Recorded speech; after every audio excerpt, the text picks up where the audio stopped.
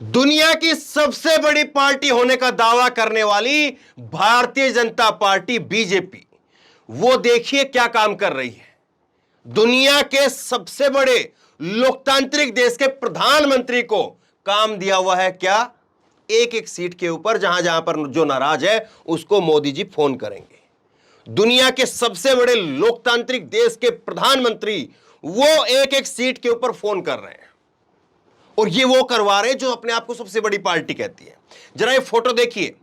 कर्नाटक के अंदर ईश्वरप्पा, जो कि राजनीति से संन्यास लेने का ऐलान कर चुके हैं, मोदी जी का इनके पास में फोन गया, और फोन भी बाकायदा वीडियो कॉल वाला फोन गया है। और जरा ये फोटो देखिए आप, हिमाचल के अंदर भी इसी तरह से फोन गया था, हिमाचल में भी।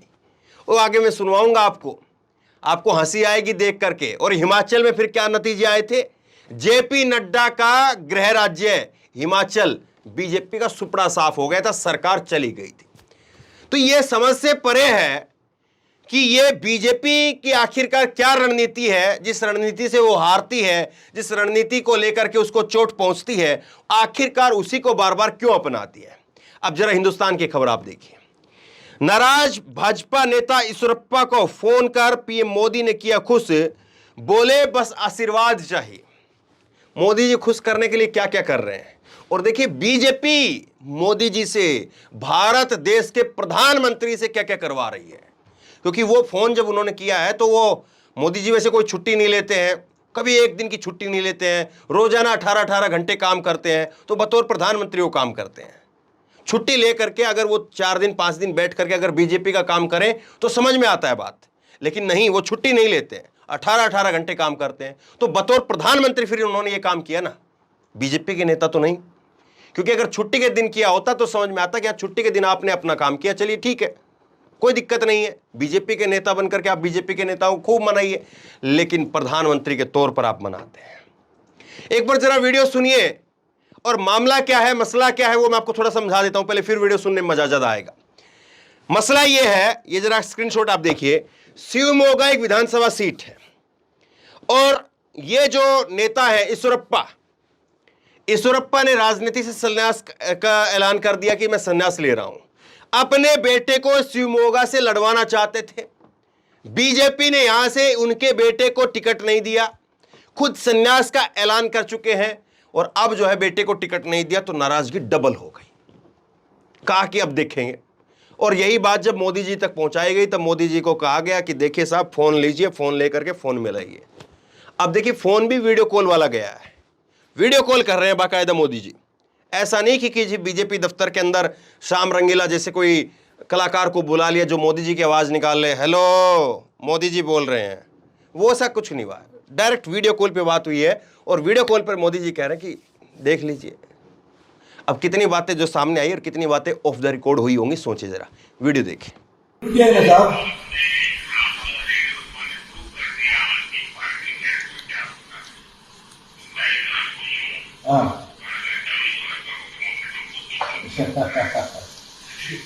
बहुत अच्छा हो गया सर, डेफिनेटली हम जीतेंगे sir, no problem sir,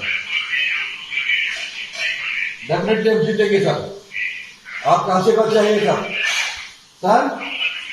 sure sure sure, धन्यवाद सर। मेरा जैसे सामान्य कार्यकर्ता को आप ऐसा बातचीत करना हम सबको बहुत खुशी है। मोदी जी का जैसे ये फोन गया, तुरंत बीजेपी को ऊपर हमला करने के लिए कांग्रेस को मौका मिल गया, और कांग्रेस की नेता सुप्रिया श्रीनेत्र ने एक लंबा चौड़ा ट्वीट किया है, देखिए जरा। ऐसी भगदड़ मची है कर्नाटक भाजपा में कि सब छोड़ करके भाग रहे हैं, और अब खुद प्रधानमंत्री मोदी को ईश्वरप्पा को फोन करके ना छोड़ने के लिए गिड़गिड़ाना पड़ रहा है। लगे हाथ यह भी बता दें कि ये वही ईश्वरप्पा है जिन पर 40% कमीशन के आरोप लगा करके भाजपा के कार्यकर्ता संतोष पाटिल ने आत्महत्या कर ली थी। इसी के बाद कर्नाटक की कॉन्ट्रैक्ट एसोसिएशन ने प्रधानमंत्री को चिट्ठी लिख करके 40% कमीशन खोरी के बारे में बताया था, पर प्रधानमंत्री जी को भ्रष्टाचार से कोई दिक्कत नहीं है, इसीलिए उनके कान पर जूं नहीं रहेंगी। ईडी, सीबीआई, इनकम टैक्स, किसी ने कर्नाटक के भ्रष्टाचार पर अपना वक्त बर्बाद नहीं किया। विद्रोह के स्वर इतने प्रखर हैं कि कर्नाटक में भाजपा के सामने 40% से ज्यादा तो बागी मैदान में है। अब इन भ्रष्टाचारियों को फोन करके शांत करवाया जा रहा है। ठीक ऐसे ही हिमाचल में भी किया था, परिणाम याद है ना। अब कांग्रेस क्रोनोलॉजी बता रही है। कांग्रेस कह रही है कि देखिए साहब, जिन नेता को आज फोन किया है ये 40% कमीशन खाते थे और इसीलिए भाजपा के कार्यकर्ता संतोष पाटिल उन्होंने आत्महत्या कर ली थी। और उसकी आत्महत्या के बाद में, संतोष पाटिल की आत्महत्या के बाद में कर्नाटक की तरफ से जो है, कर्नाटक कॉन्ट्रैक्ट एसोसिएशन की तरफ से एक लेटर भेजा गया था मोदी जी के नाम पर, मोदी जी को, और कहा था कि देखिए साहब, करप्शन हो रहा है, भ्रष्टाचार हो रहा है, बचाइए। मोदी जी ने काम नहीं किया। ये बीजेपी के ऊपर कांग्रेस के आरोप है। अब जरा सुनिए वो हिमाचल वाली बात। अब आप कहेंगे कि देखिए यहां पर तो कांग्रेस वैसे ही खामखा आरोप लगा रही है, यहां पर तो जो है ईश्वरप्पा खुद कह रहे हैं कि डेफिनेटली जीतेंगे, कोई दिक्कत नहीं है, डेफिनेटली जीतेंगे। जब डेफिनेटली जीतने की बात हो ही रही है तो एक बार सुन लीजिए जरा, हिमाचल वाले कितने डेफिनेटली बोल रहे थे। हिमाचल वाले ने तो ये तक कह दिया था कि मेरे लिए तो आपका फोन आ गया, मतलब भगवान के आदेश आ गया। फिर उसके बाद में वो कहते हैं कि मोदी जी 2 दिन पहले अगर थोड़ा कर देते तो ठीक होता। मोदी जी कहते हैं अच्छा भाई नमस्कार, ये कह करके मोदी फोन काट देते हैं। सुनिए जरा। मेरा तो पर हक है, नहीं चलेगा ये। मेरा मुंह काले नहीं कर सकता। मैं तो आंख सुना, मुझे तो धक्का लगा। मोदी जी, मैंने नड्डा जी ने मेरे को इतना जलील किया 15 साल। सुन लीजिए जी, अगर तुम्हारे जीवन में मोदी का कोई रोल है, बहुत रोल है तो मैंने आज लोगों को फोन किया है जी। कम ना मत आटना। नहीं, कम नहीं है जी, मेरे लिए तो भगवान का देश है। अभी पूरा कर दो, मैं कुछ समझता नहीं, अभी तुम घोषित कर दो आज। बाकी जिम्मेवारी मेरी है। मोदी जी, दो दिन पहले हो जाते। अच्छा जी। सवाल अब यह है कि चलिए कांग्रेस अपनी जगह पर राजनीति कर रही होगी, वार पलटवार कर रही होगी, बीजेपी जो है वो अपनी जगह पर राजनीति कर रही है, लेकिन क्या देश के प्रधानमंत्री को एक एक नेताओं से बात करके, वीडियो कॉल करके उनको मनाने की फुर्सत है? जब देश में लगातार एक के बाद एक ऐसी घटनाएं हो रही हैं, उन घटनाओं पर बात करने की बजाय इन घटनाओं पर बात करना, इन पर चर्चा करना, इनको मनाना, ये कितना उचित है? बस सवाल केवल इतना भर है। बेरोजगारी पर, महंगाई पर एक दिन भी मोदी का फोन गया?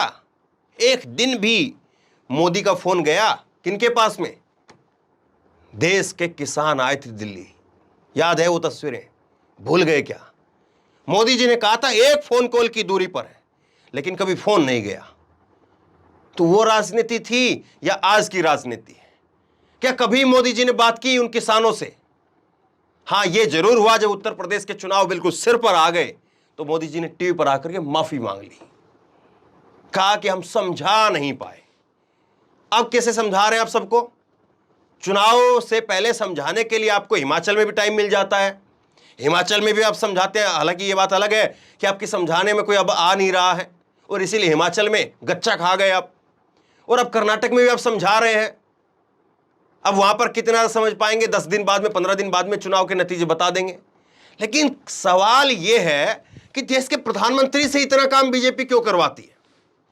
जेपी नड्डा करे ये काम, और जेपी नड्डा तो 2 दिन पहले कह करके आए हैं कि आशीर्वाद मोदी जी का नहीं रहेगा। फिर कमाल की बात है ना, कैसी राजनीति हो रही है। और फिर यही पार्टी अपने आप को सबसे बड़ी पार्टी, दुनिया की सबसे बड़ी पार्टी होने का दावा करती है, और एक एक कार्यकर्ता को, एक एक नेता को देश के प्रधानमंत्री का फोन करके, वीडियो कॉल करके मनवाया जाता है।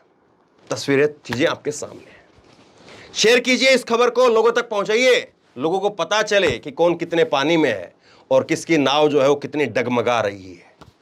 शेयर कीजिए इस खबर को। आपके सोचते नीचे कमेंट बॉक्स में लिख करके मुझे जरूर बताइए। इसी तरह की तमाम खबरों के लिए ऑनलाइन न्यूज इंडेक्स सब्सक्राइब कीजिए, साथ में जो बेल आइकन घंटे उसको जरूर दबाइए, ताकि जैसे कोई खबर अपलोड करें उसकी नोटिफिकेशन सीधे सबसे पहले आपको मिल सके। धन्यवाद। इस खबर को अभी लाइक करें, शेयर करें, अभी चैनल को सब्सक्राइब करें और घंटी जरूर दबाएं।